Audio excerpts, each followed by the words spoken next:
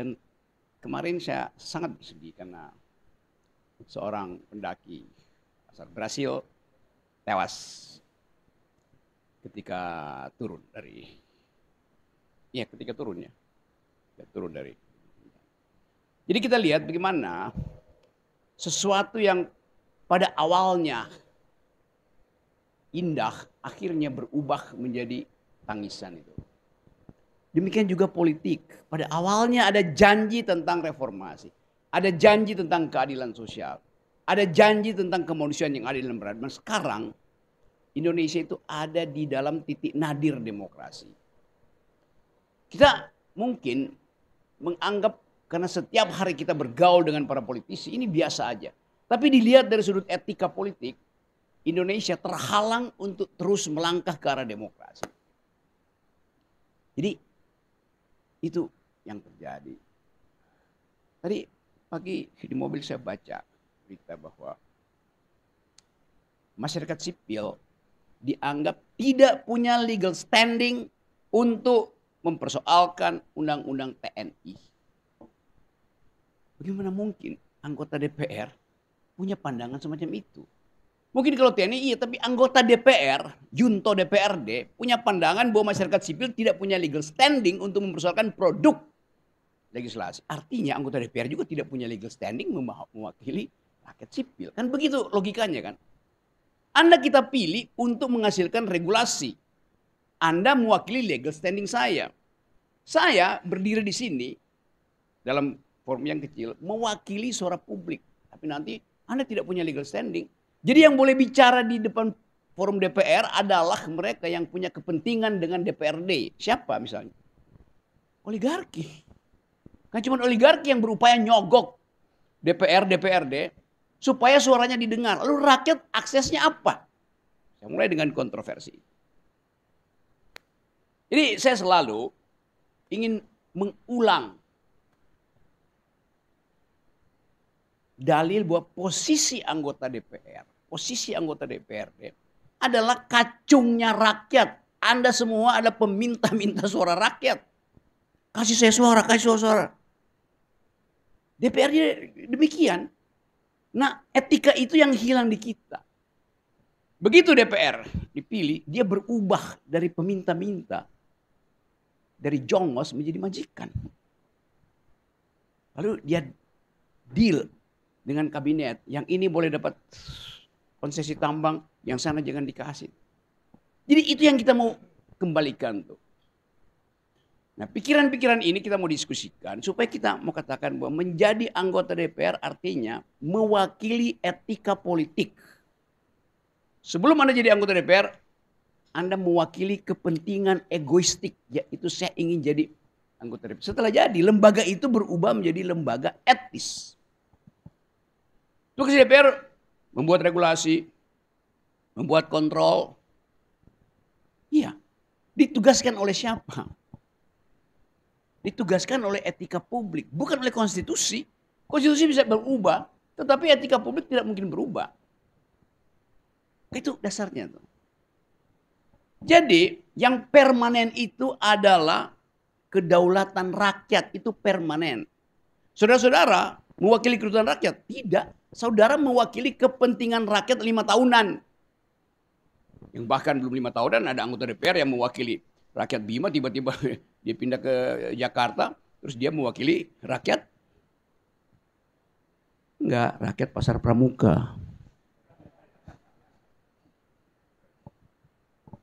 Jadi sekali lagi, saya ingin, satu waktu saya naik ke gunung, bukan Rinjani lagi tuh, ke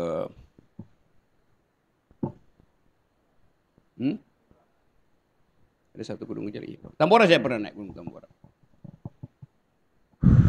Bayangkan, gunung itu meletus tahun 1815. Itu pengetahuan kita tentang Gunung Tambora meletus 1815. Berapa tinggi Gunung Tambora sebelum 1815? Berapa?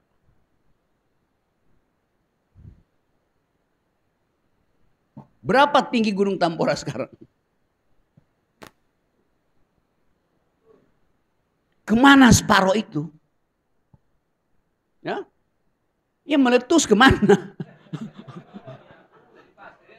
Iya, kemana pasirnya? Dunia. Jadi satu peristiwa di Tambora menyebabkan peristiwa di dunia. Apa peristiwa di dunia itu? Ya, itu kita tahu perubahan iklim itu peristiwa ekologis. Peristiwa di dunia meletusnya Gunung Tambora itu berakibat apa pada tentara Perancis misalnya. Napoleon gagal menyerang Prusia.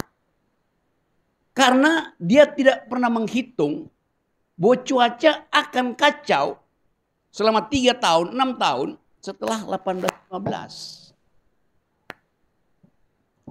Jadi yang menyebabkan tentara Prancis kalah oleh Prusia bukan kekuatan Angkatan Darat Prusia, tetapi Gunung Tambora.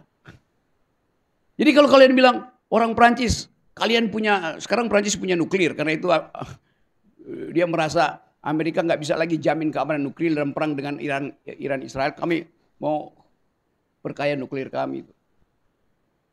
Terus Anda bilang pada orang Prancis, kalian itu pernah dikalahkan. Iya, kami pernah dikalahkan oleh Prusia. Tidak, kalian dikalahkan oleh nenek moyang kami. Tambora yang meletus. Kan gunung itu kan isinya adalah fosil nenek moyang.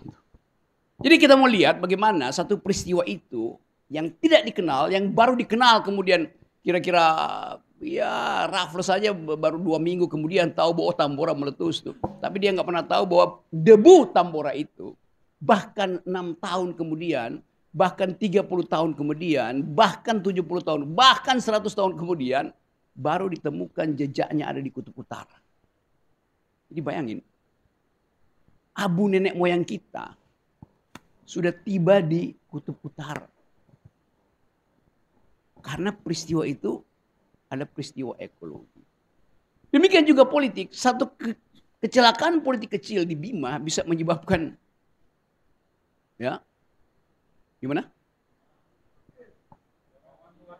Apa? Apa bedanya Bima sama Sumbawa? Ya tahu saya bilang peristiwa Tambora itu menyebabkan kekacauan iklim dunia. Peristiwa di Bima, saya belum terusin kalimatnya, bisa membatalkan ide tentang konsep-konsep kerajaan. Karena satu waktu saya ada di Bima dan bicara dengan penjaga istana, dia bilang bahwa di Bima ada tradisi seorang raja sebelum naik takhta dia akan dicaci maki di pasar. Anda adalah rakyat, Anda mau naik takhta. Anda harus paham beceknya pasar, kesulitan ekonomi. Jadi Raja Bima di-brief dulu oleh rakyat sebelum ada DPRD di situ. Jadi relasinya langsung. Sehingga gak mungkin kita katakan Raja Bima itu akan berbuat seperti Raja Jawa. Lain proses pembentukan etika politik. Saya masuk ke istana, saya tanya, ya ada singgasana raja. Tapi raja rupanya menemui rakyatnya duduk di tikar. Dia turun dari kursinya dulu. Itu satu penanda dari Bima, kita bisa ekspor etika politik baru. Bahwa kesetaraan demokrasi sudah pernah ada di Nusa Tenggara Barat.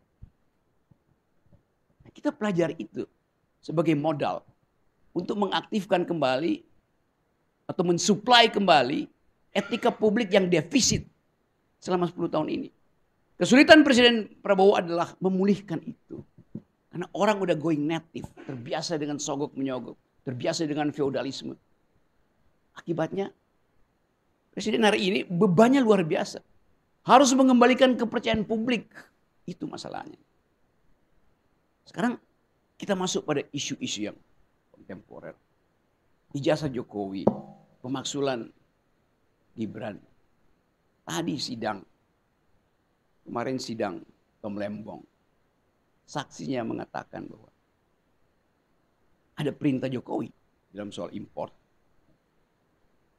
Mau dibuka nggak itu? Harus dibuka. Tapi kalau dia dibuka itu seperti membuka kotak Pandora. Evil evolves. Kejahatan keluar. Mau dibuka apa tidak? Ijazah Jokowi mau dibuka apa tidak?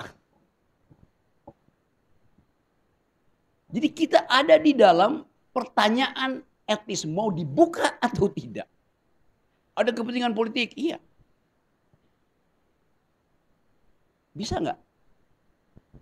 Nggak mungkin itu didiamkan karena sudah jadi problem seluruh rakyat dari dapur emak-emak sampai kamar kos mahasiswa bicara tentang fufu-fafa, bicara tentang pasar pramuka.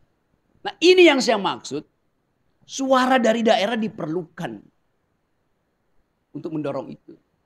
Saya ingin teman-teman bicara, kasih poin. Bahwa kita mau bersihkan kembali demokrasi itu, maka harus dibuka.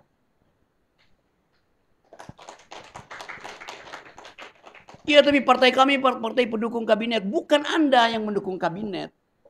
Anda diminta untuk mendukung etika publik. Itu soalnya. Karena Anda mewakili rakyat, bukan mewakili partai politik. Memang Anda ada fraksi di partai politik, tapi itu kan gloket doang untuk dapat tiket. Tetapi keterlibatan etis kita bukan dengan ketua partai, tapi dengan rakyat. Itu namanya the very ethics of parliamentarianism. Dasarnya ada di situ. Nah ini kesempatan kita untuk bicara, saya kasih pengantar bahwa Indonesia masuk di situ dalam jebakan-jebakan itu. Tetapi saya selalu anggap bahwa ada wilayah yang berakal sehat itu ketika oksigen melimpah. Ketika kehijauan itu bisa kita lihat di mana-mana. Nusa Tenggara Barat hijau. Ada Eco Park di situ tuh. Yang tanggal 28 sampai tanggal 4 Juli nanti akan disurvei oleh PBB. Kan PBB setiap 3-4 tahun sekali itu mensurvei Eco Park dunia.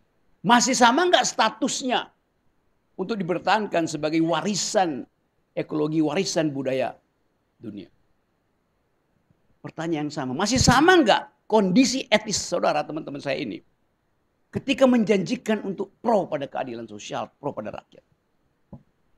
Assalamualaikum warahmatullahi wabarakatuh.